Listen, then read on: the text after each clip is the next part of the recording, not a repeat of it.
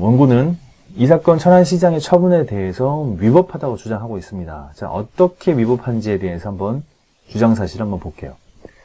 피고의 처분 내용대로 이 사건 차량에 관한 양도회사의 불법 등록이 있었고, 이후 원고가 이 사건 차량을 인수함으로써 원고에게 양도인의 지위가 승계된다고 하더라도 이 사건 처분은 다음과 같은 이유에서 위법하다고 하겠습니다.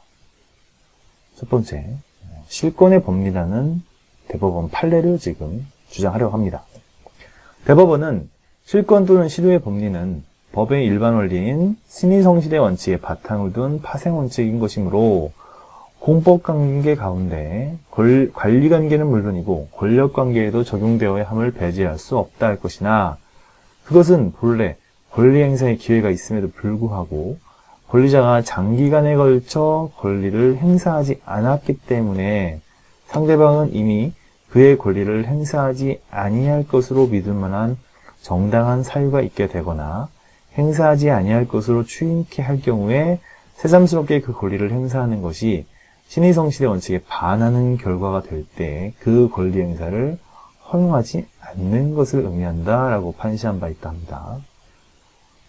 또한 택시 운전사가 1983년 4월 5일 운전면허 정지 기간 중에 운전행위를 하다 적발되어서 형사처벌을 받았으나 행정청으로부터 아무런 행정조치가 없어 안심하고 계속 운전 업무에 종사하고 있던 중에 행정청이 위반 행위가 있은 이후에 장기간에 걸쳐 아무런 행정조치를 취하지 않은 채 방치하고 있다가 3년여가 지난 1986년 7월 7일에 와서 이를 이유로 행정제재를 하면서 가장 무거운 운전면허를 취소하는 행정처분을 하였다면 이는 행정청이 그간 별다른 행정조치가 없을 것이라고 믿은 신뢰의 이익과 그 법적 안정성을 빼앗는 것이 되어 매우 가혹할 뿐만 아니라 비록 그 위반 행위가 운전면허 취소 사유에 해당한다 할지라도 그와 같은 공익사기의 목적만으로 위 운전사가 입게 될 불이익이 견줄 바가 못된다 할 것이다 라고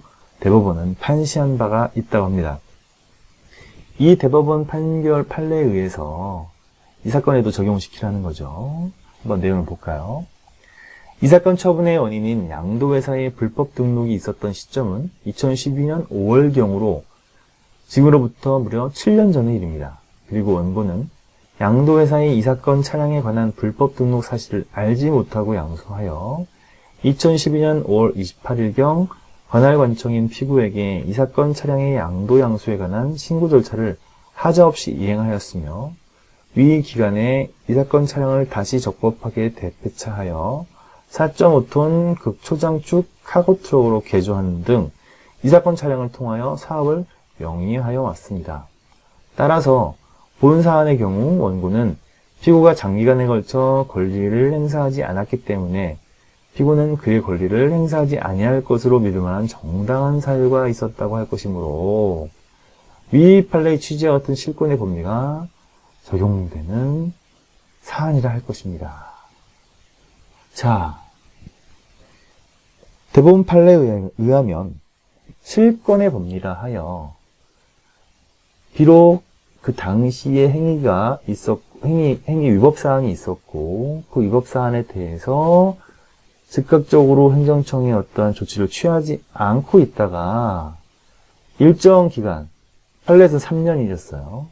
3년 이상의 기간이 지난 뒤에 그제서야 3년 전에 이유를 들어서 어떠한 침익적 처분을 한다면 이 국민으로서는, 당사자인 국민으로서는 너무나도 낭패를 볼 수 있겠죠.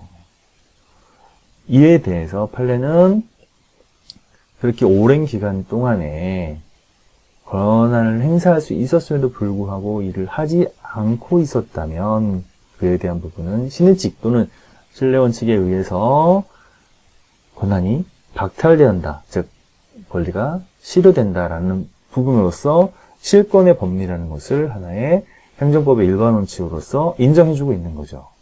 자, 그와 같은 상황은 이 사건에서도 적용될 수 있다는 것이 원고의 주장인 것입니다.